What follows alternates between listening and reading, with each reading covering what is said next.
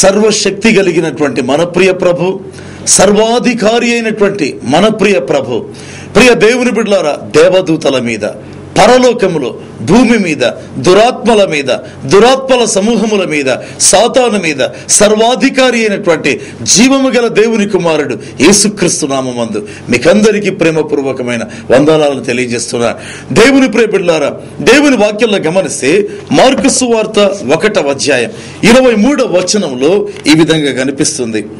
ఆ సమయమున వారి సమాజ మందిరములో అపవిత్రాత్మ పట్టిన మనుష్యుడు ఒకడుండెను.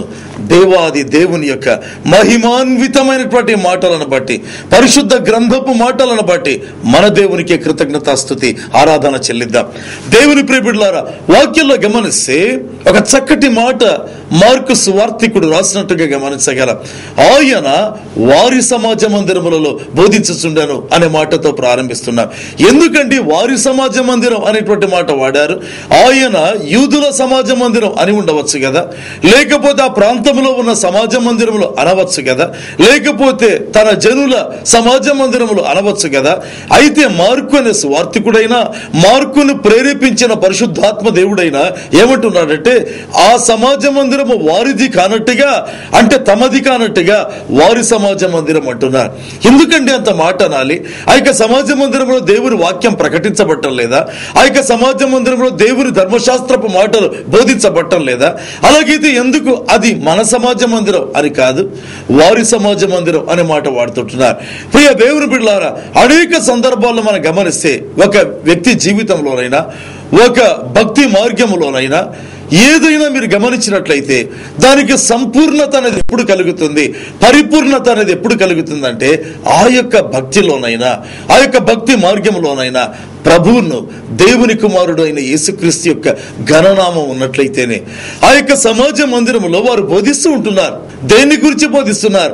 మోషే రచించిన ధర్మశాస్త్రాన్ని గురించి బోధిస్తున్నారు. ఒకవేళ పాత నిబంధనకు చెందినటువంటి గ్రంథాలను గురించి వారు బోధిస్తుంటున్నారు. అయితే ఏ పాత నిబంధన అయితే యేసుకు ముంగుర్తుగా ఉందో, యేసును గురించి మర్మగర్భితంగా మాట్లాడిందో, ప్రభు అయిన యేసును గురించి ఒక సింబాలిక్ గా, ఒక సూచన ప్రాయంగా మాట్లాడటం అనేటువంటిది జరిగిందో, ప్రియ దేవుని బిడ్డలారా, చాలా ముఖ్యమైనటువంటి సంగతి ఏంటంటే ఆ యేసు అప్పటికే ఆ యొక్క ఇశ్రాయేలు దేశంలో సశరీరుడుగా ఉంటున్నాడు. ఆ ప్రభు అయినటువంటి యేసుక్రీస్తు అప్పటికే తన యొక్క మెస్సీయ పరిచర్య జరిగిస్తుంటున్నాడు. క్రీస్తు యొక్క పరిచర్య, అభిషిక్త పరిచర్య జరిగిస్తున్నాడు. కనుక వారి బోధలు ఆ యేసును చూపించాలి. కానీ ఆ యేసును చూపించకుండా ఉన్నట్లయితే ప్రియ దేవుని బిడ్డలారా, అది పరిపూర్ణత లేని భక్తి, అది పరిపూర్ణత లేని విశ్వాసం, అది సరి అయినటువంటి సంపూర్ణత కలిగినటువంటి మార్గం కాదు. ఏ భక్తిలోనైనా, ఏ విశ్వాసంలోనైనా, ఏ ఆధ్యాత్మిక ప్రక్రియలోనైనా యేసు క్రీస్తు యొక్క నామం సంపూర్ణమై, మహోన్నతమై, పాప క్షమాపణ నిమిత్తమై, రక్షణార్థమై ఉండాలి. దేవుని వాక్యంలో గమనిస్తే మార్కు సువార్త 1వ అధ్యాయం 23వ వచనంలో యేసు ప్రభు వారి సమాజ మందిరాల్లో బోధిస్తున్నాడు. అపవిత్రాత్మ పట్టిన ఒక వ్యక్తి అక్కడ ఉన్నట్లుగా దేవుని గ్రంథంలో చూస్తాం. ప్రియమైన వారులారా, యేసుక్రీస్తు ప్రభు బోధించేటువంటి ఆ యొక్క సమాజ మందిరంలో ఎప్పుడు అదే సమాజ మందిరంలో బోధించేవాడు కాదు. యేసు ప్రభు ఇశ్రాయేలు దేశమంతా సంచరిస్తూ కొండలలో, అడవులలో, సముద్ర తీరాలలో, సమాజ మందిరములలో బోధిస్తుంటున్నాడు. అలాగైతే ఈ సమాజ మందిరంలో ఎప్పటిలాగే జనసమూహం చేరుకున్నారు. అందులో దయ్యం పట్టినటువంటి ఒక వ్యక్తి అక్కడ ఉండినట్లుగా మనం గమనించగలం. నాకు అనిపిస్తుంది, మరి ఇంతకాలంగా, ఇన్ని వారములుగా ప్రతి విశ్రాంతి దినంలో మరి దేవుని యొక్క నామ మహిమార్థమై శాస్త్రులు ఇలాంటి వారు బయలుదేరుతారు, ధర్మశాస్త్రోపదేశకులు బయలుదేరుతారు. ఆ యొక్క ధర్మశాస్త్రపు మాటలు బోధిస్తుంటారు. మాటల వరకు బోధ ఉంది కానీ ప్రజలకు విడుదల లేదా? ఆ యొక్క అపవిత్రాత్మ పట్టిన వ్యక్తికి విడుదల లేదా? మరి యొక్క సునగోగులో లేకపోతే సమాజ మందిరంలో జరుగుతున్న పరిచర్య ఏంటి? ప్రియ దేవుని బిడ్డలారా, అనేక సందర్భాలలో గమనిస్తే పరిచర్యలలో ఒకవేళ వాక్యాన్ని ప్రకటించినట్లుగా కనిపిస్తారు కానీ డెలివరెన్స్ మినిస్ట్రీ అనేటువంటిది ఉండదు, విడుదల పరిచర్య అనేటువంటిది ఉండదు. అలాంటి పరిచర్యలు కోకొల్లలుగా ప్రియమైన వారులారా ప్రపంచ వ్యాప్తంగా మనం చూస్తుంటాం. నిజమైనటువంటి పరిచర్య ఏంటి? వాక్యము ఒకవైపు, దేవుని క్రియలు మరి ఒక వైపు. అందుకే ఎమ్మాయి గ్రామానికి వెళ్ళేటువంటి వారు ప్రభు అయిన యేసును గురించి చెబుతూ ఇశ్రాయేలును విమోచించబోవాడు ఈయనే అనుకున్నాం. ఆయన ఎవరంటే వాక్యములో క్రియలు శక్తి గల ప్రవక్త అయి ఉండెను అని వ్రాయబడింది. యేసు ప్రభు ఎవరండి?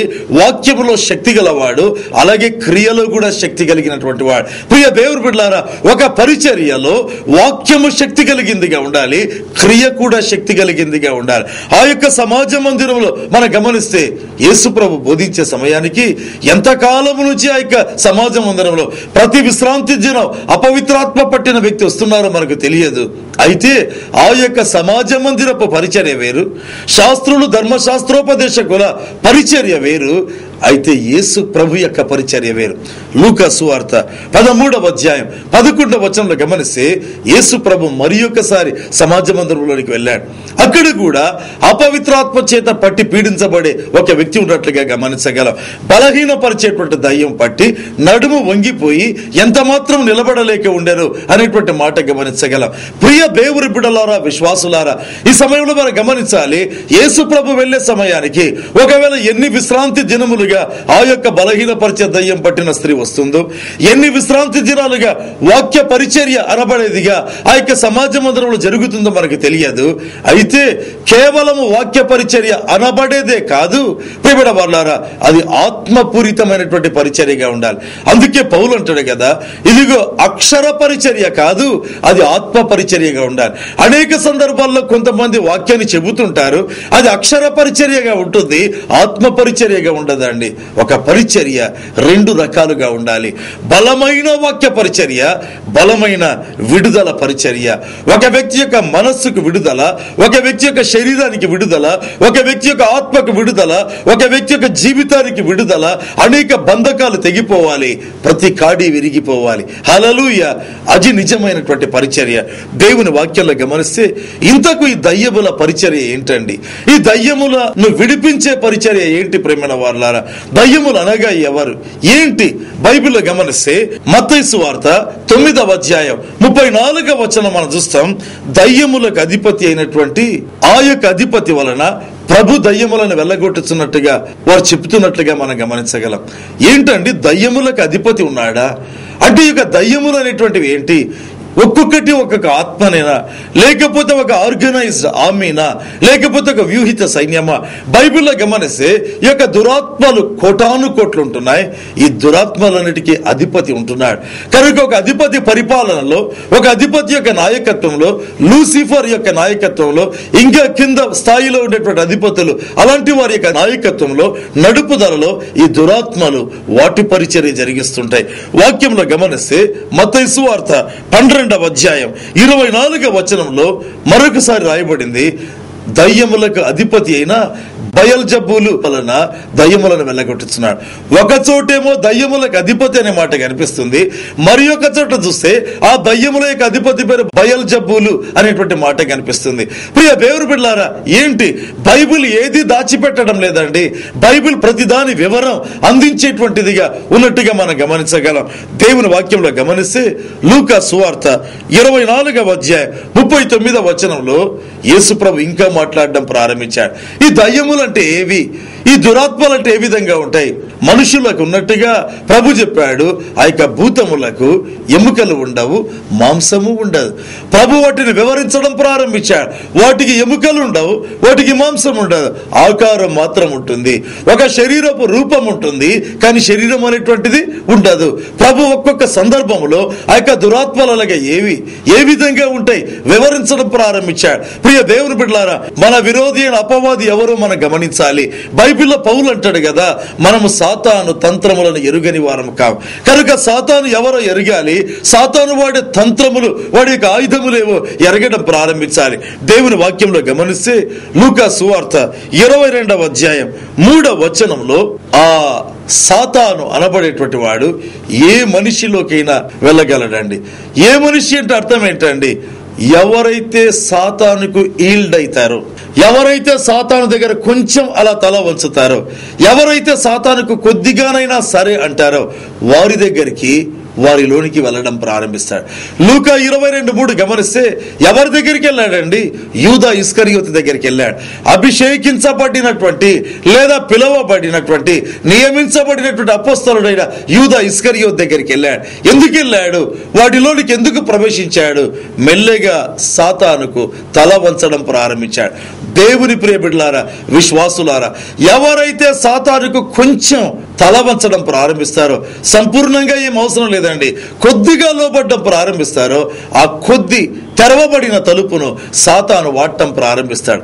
లూకా సువార్త 22వ అధ్యాయం 4వ వచనంలో గమనిస్తే, సాతాను యూదాలోనికి ప్రవేశించగా అటు ఇటు ఊగినట్టుగా కనిపించదు, కిందపడి చేతులు కాళ్ళు కొట్టుకున్నట్టుగా కనిపించదు. మరి యొక్క సాతాను ప్రవేశించగా ఏం జరిగింది?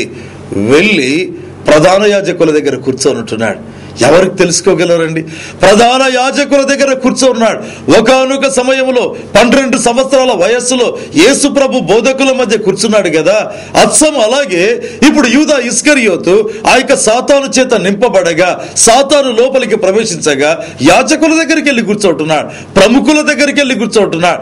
చాలా మనం అనుకుంటాం, దయ్యం పట్టడం అంటే క్రింద పడతారు, వెంట్రుకల జార విడుస్తారు, అటు ఇటు తలను తిప్పడం ప్రారంభిస్తారు, విపరీతంగా కేకలేయడం ప్రారంభిస్తారు అని చెప్పడం ప్రారంభిస్తారు.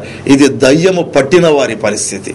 అయితే ప్రియ దేవుని బిడ్డలారా, మనుష్యుల జీవితాల్లో ఈ యొక్క దయ్యములు ఏం చేస్తాయి? 2 రకాలుగా విభజించవచ్చా అండి. దయ్యము పట్టడం ఒక ఎత్తు అయితే, ప్రియమైన వారులారా, అంటే వారు తేటగా దయ్యముల ప్రక్రియ లేదా దయ్యముల ప్రవర్తన చూపించడం ప్రారంభిస్తారు. కానీ దయ్యములు ప్రేరేపించడం ఉంది, అనేక మందిని ప్రేరేపించడం ప్రారంభిస్తాయి. చాలా మందికి తెలియదండి, దయ్యములు పట్టడమే దయ్యం పట్టడం అనుకుంటారు. కానీ అయితే దయ్యములు ప్రేరేపించేటువంటి వారి సంఖ్య దయ్యములు పట్టినటువంటి వారి సంఖ్య కంటే అనేక వేల రెట్లు ఎక్కువ. ప్రియమైన వారులారా, అనేక వేల రెట్లు. ఆ ప్రేరేపణ ఎవరికీ తెలియదు. ఏ విధంగా సాతాను లోపలికి ప్రవేశిస్తున్నాడు ఎవరికి తెలియదు. అయితే ఆ సాతాను నేరుగా యూదా ఇస్కరియోతును ప్రధాన యాజకుల దగ్గరికి, లేకపోతే యాజకుల దగ్గరికి తీసుకెళ్లి అక్కడ కూర్చోబెట్టి ఉంటున్నాడు. అంత ప్రముఖుల దగ్గర కూర్చోబెట్టున్నాడు. ఎంత వింతగా ఉంది. దయ్యములు ఒక్కొక్క సమయంలో ఒక్కొక్క రకంగా పనిచేస్తాయి, ప్రవర్తిస్తాయి. దేవుని వాక్యంలో గమనిస్తే, రాజుల మొదటి గ్రంథం 22వ అధ్యాయం 22వ వచనంలో గమనిస్తే దేవుని వాక్యం చెప్తుంది కదా, మీకాయా అనబడేటువంటి ఒక మహా గొప్ప ప్రవక్తకు కలిగిన ఒక దర్శనం. ఆ దర్శనంలో యెహోవా దేవుడు అత్యున్నత సింహాసనం మీద ఉంటున్నాడు. మరి యొక్క పరలోకంలో అనేక కోట్ల కొలది ఆత్మలు వచ్చి యెహోవా దేవుని దగ్గర నిలబడ్డాయి. అప్పుడు దేవుడు అడిగాడు, భూలోకంలో యుద్ధం జరగబోతుంది కదా, ఇశ్రాయేలు దేశం మీదకి యుద్ధం జరగబోతుంది కదా, ఆ యుద్ధంలో ఒక వ్యక్తి ఓడిపోవాలి, మరి ఒక వ్యక్తి గెలవాలి. అప్పుడు అనేకమైన ఆత్మలు అనేక సలహాలు ఇస్తే బైబిల్లో వ్రాయబడింది, ఒక ఆత్మ బయలుదేరి ప్రభు అయిన మన దేవునితో చెబుతూ, నేను ఇశ్రాయేలు ప్రవక్తల నోట అబద్ధములాడే ఆత్మగా ఉంటాను అని చెప్పినట్లుగా గమనించగలం. ఏంటండి, ఈ అపవిత్ర ఆత్మ బయలుదేరి ప్రవక్తల నోటలో అబద్ధములాడే ఆత్మగా ఉంటాడు. వారు ఇశ్రాయేలు దేశంలో ఉండే ప్రవక్తలు, ఆ రాజు ద్వారా పోషించబడేటువంటి ప్రవక్తలు యెహోవా నామమును ప్రకటిస్తారు. అయితే వారి నోటిలో అబద్ధం ఆడే ఒక ఆత్మగా సాతాను ఉంటున్నాడు. ఎంత భయంకరం ప్రేమైన వారులారా. దేవుని వాక్యంలో గమనిస్తే అపోస్తల కార్యములు 16వ అధ్యాయం 16వ వచనంలో పుతోను అనేటువంటి దయ్యం పట్టిన ఒక అమ్మాయి సోది చెప్పేటువంటిది. ఈ దయ్యం ఏం చేస్తుంది? సోది చెప్పడం ప్రారంభించింది. దేవుని ప్రియబిడ్డలారా, దయ్యముల క్రియలు మనం అర్థం చేసుకోవాలి. అప్పుడే దేవుని కుమారుడైన యేసును మనం వేడుకుంటాం. ఆ దేవదేవుడు వచ్చి ఈ దయ్యముల పరిచర్యను లయం చేయడం ప్రారంభిస్తాడు. దేవుని వాక్యంలో గమనిస్తే మత్తయి సువార్త 8వ అధ్యాయం 29వ వచనంలో దయ్యముల సమూహం చెప్పినటువంటి మాట, దేవుని కుమారుడా మమ్మను బాధించుటకొచ్చావా? ఏంటండి, దయ్యములకు బాధ ఉంటుందా? మనుషులకు బాధ ఉన్నట్టుగా అపవిత్రాత్మలకు కూడా బాధ ఉంటుందా? అవును ప్రియమైన వారులారా, ఏంటి ఆ అపవిత్రాత్మల బాధ? మనుషులను విడిచిపెట్టడం, వాటికి బాధ. మనుషులను పట్టుకోవడం వాటికి సంతోషం. మనుషులను ప్రేరేపించడం వాటికి సంతోషం. మనుషులను చెడుగా నడిపించడం వాటికి సంతోషం. మనుషులను చెడు కార్యాలు చేయనట్టుగా ప్రేరేపించడం వాటికి సంతోషం. మనుషులు చెడుగా చూసినట్లుగా చేయడం వాటికి సంతోషం.